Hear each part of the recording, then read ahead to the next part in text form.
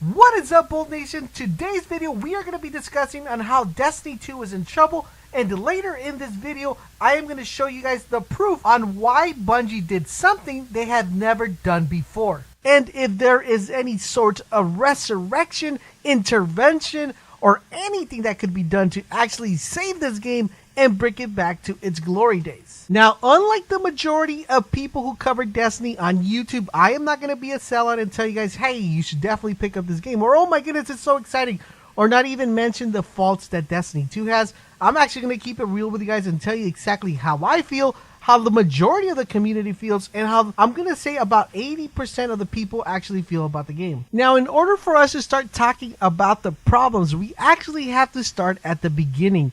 In Destiny 1, when the game was first released and first made, the majority of the focus of Destiny 1 was focused on PvE content. It was a raid, it was quest, it was an adventure. You had to go and actually find weapons, you had to grind out the weapons. They even hired a psychologist to actually make the game very entertaining and addicting, where you guys were constantly wanting to grind and get loot. Now, due to the lack of content, a lot of people started drifting away from Destiny because there wasn't that much content to do, and that was the majority of the PvE crowd. Now, what happened is Trials of Osiris came out, everybody started playing Trials of Osiris, people started making money with Trials of Osiris, so the game started building a lot of steam because people were trying to make money on carrying people with PvP. And that's the reason why Trials is actually very popular, is because a lot of people made a lot of money helping people or carrying people in PvP. Now, what this costs, it costs a lot of streamers and a lot of people that do YouTube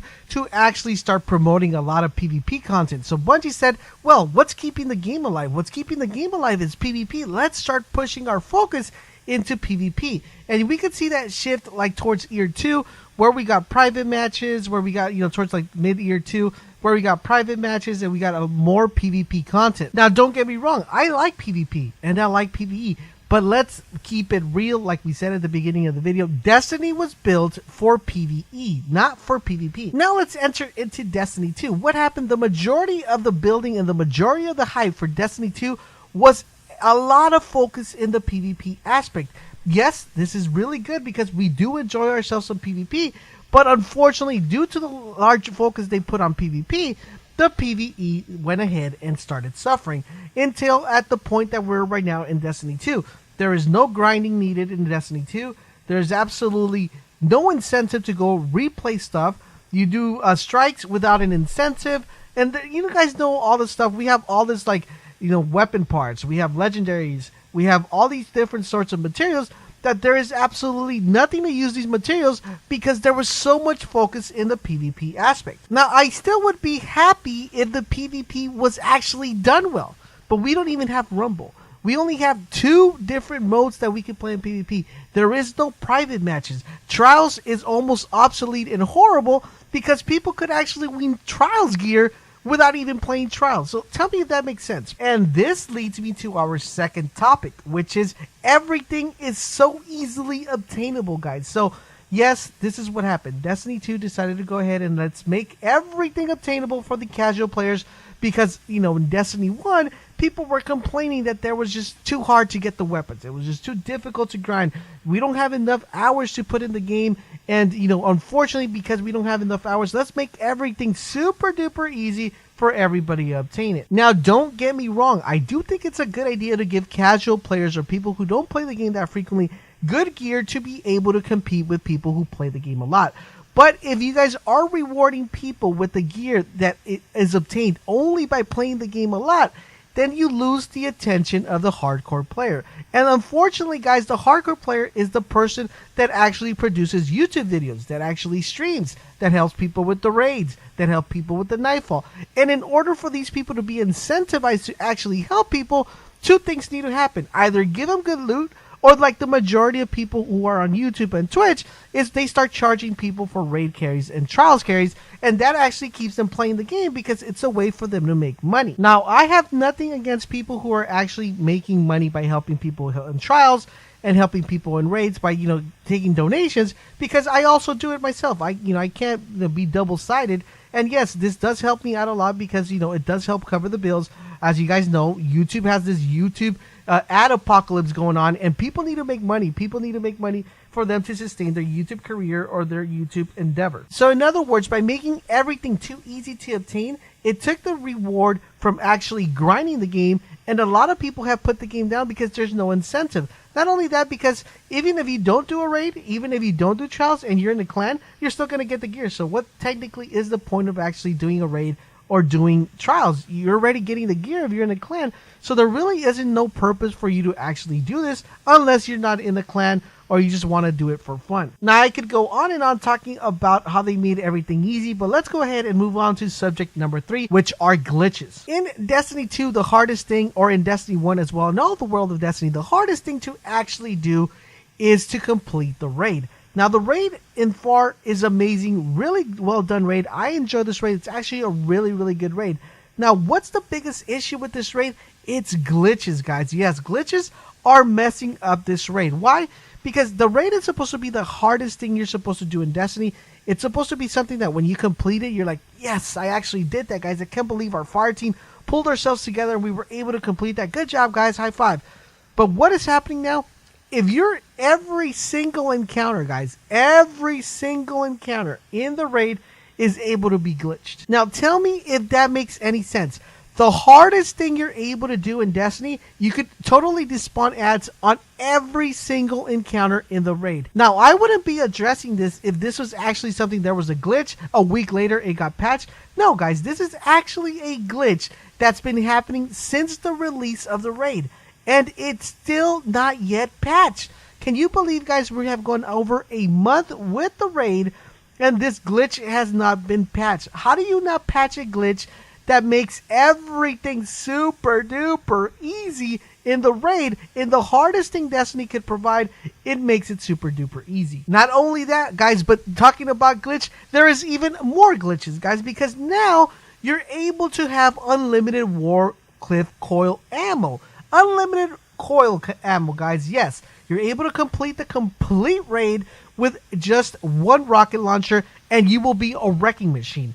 All you have to do is make the glitch happen. If you're in a Titan, run the complete raid. You'll be done with the raid in 15 minutes because you could pretty much annihilate anything that steps in front of you with unlimited ammo of the Warcliff Claw. Now, I knew about this glitch a couple weeks ago. I didn't want to post up a video on YouTube because I didn't want people to be exploiting it. And unfortunately, there's information already out how you're able to do it. So now everybody's doing the glitch for the Warcliff Coil. So how could the hardest part of Destiny be completed in under 10-15 minutes by just glitching the game? And yet from Bungie, what do we hear? Utter silence, guys. There's absolutely nothing to address the glitch of despawning the ads, nothing to address the glitch of the Warcliff Coil. And yes, guys, there is other glitches that you're able to do in the raid, which I will not reveal. But yes, you guys could automatically do the raid in less than 15 minutes if you guys start glitching the raid. Now, I don't condone glitching. I mean, doesn't mean I've never done it, guys, because I'm not gonna lie. I have done glitches just for like testing or to mess around or to get stuff done real quickly. I am at fault as well with the glitching thing, but I don't do it every single time to complete a raid. If you've ever tuned into my stream, I try to help people out so they can understand how the raid is completed. They can learn the mechanics, so after they complete the raid or I help them out, they can go teach their friends and actually complete the raid themselves. You know, I try to be as instructive as I possibly can because completing a raid is giving you that satisfaction of saying, yes, I did that. I did that. I can't believe I was able to actually do that. Now, unfortunately, Bungie is on the cusp of killing one of the best franchises, one of the best-selling games, guys, and one of the most up-and-coming games which would have had a long longevity by not addressing any of these problems. Now, I know the Curse of Osiris DLC is going to be coming out, but none of these problems will be addressed in the Curse of Osiris DLC, guys, because the Curse of Osiris DLC was already being made by the time the community started talking about it. So the Curse of Osiris was being worked when the game was being released, so they can't address these problems. So we're looking at maybe by spring of 2018 is when we'll probably see some sort of addressing of these issues that we're talking about. Now, my question is, will the game still be alive? Will people still be playing the game by spring 2018? If the Curse of Osiris and that raid is not solid, and it's not buggy, and it's not glitchy, I'm going to predict, guys, that the game is going to have a major drop-off. Now, like I said earlier in the video when I started, I have proof that they are in big trouble in Destiny. Number one proof is If you guys remember, Destiny Tracker was keeping track of how many people were playing the game. They went ahead and removed that off their site. They said they just removed it for, they just gave some excuse that they removed it for whatever reason. I'm going to take their word for it, but me internally, I'm pretty sure they got told to remove it because since the game was having such a big dip, they didn't want people to actually know how much dip the game was actually having in the console sphere and how many people weren't playing the game. Now, I could be completely wrong on that, and if I am, if someone actually, contacts me and tells me, Laser, you're wrong from Bungie, then I will definitely make a video and telling you guys that I'm wrong. But unfortunately, no one has contacted me, no one has told me anything. So I'm just gonna go with my gut feeling that they were kindly asked to remove it, or else they wouldn't be able to use their API. Another thing that I want to go ahead and pinpoint the proof, and this, guys, the proof is in the pudding. I mean, it couldn't be any louder than this, guys. This is like the most proof you could possibly need that they are in trouble. They actually did something they had never done. They actually did something that they said they wouldn't do. And they said they said this is the most secretive thing we have in Bungie. No one even knows. No one's ever done it. No one has no idea until the game gets released or until it goes live. Everybody's hush about it. No spoilers, no nothing. And what did they do today's reveal? They actually talked about the raid. Something they had never done in Destiny 1 or leading up to Destiny 2. You know why? Because the raid is the most kept secret that they have internally. The reason they decided to show a glimpse of the raid and address the issue with the raid is because they are in trouble, guys. A lot of people are leaving the game, not playing the game, and they want to build up that hype. Yes, guys, there's going to be another raid. There's going to be encounters. There's going to be a new boss. And yes, I am happy that we're getting that. Now, I know a lot of people in the community aren't really happy because they wanted to see maybe different characters, or they wanted to go to a different world. The Leviathan is actually a pretty massive raid. And, there's a lot of levels within that raid. It makes sense that they're doing it the way they're doing it by layers. But I feel that once we get our hands on that content, if that content is glitchy, if it's too short, if it's just really buggy, we are going to have a big fall. Because you know what's going to happen is we're going to play it for a week, get to the highest light level we could possibly get to the highest light level that we could possibly get, do the raid, and then if there is no incentive to go back and do that raid, if there is no incentive for you to actually get the gear by completing the raid, if the gear is not being handed out to people just by being in a clan, then we're going to be in the same boat we are now. People are going to be playing the game for only 3 weeks, and then everybody's off playing another game. And what happens to games that this tends to happen? People stop losing interest and they just stop playing the game completely. Now, one of the things that's actually keeping this game alive is the reason that there is absolutely no competition to this game at the current moment in consoles. The only game that we're expecting a lot from is Anthem, and I hope it actually does really well and they actually learn from these mistakes that Bungie's doing and not doing when the game gets released. I'm still iffy on the game, but we want to see more. We can't wait for the beta when it goes live. Of course, I'll be covering it on my channel. But that's the reason why they're not really focused in actually addressing any of these issues, because there is no competition at the current moment.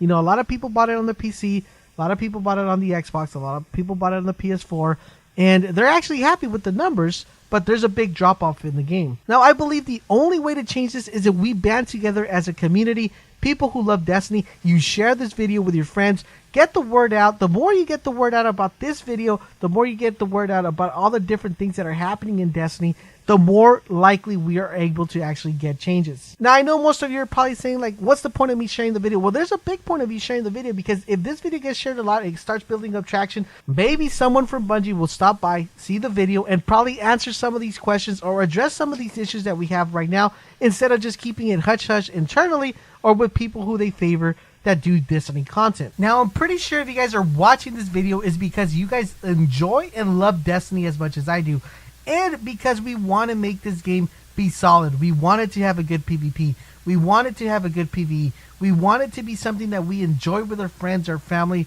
our brothers and sisters. And the only way we're actually able to make this possible is if we share this video, guys, and we let Bungie know how we feel and what are the changes that we want and need to make this game great again.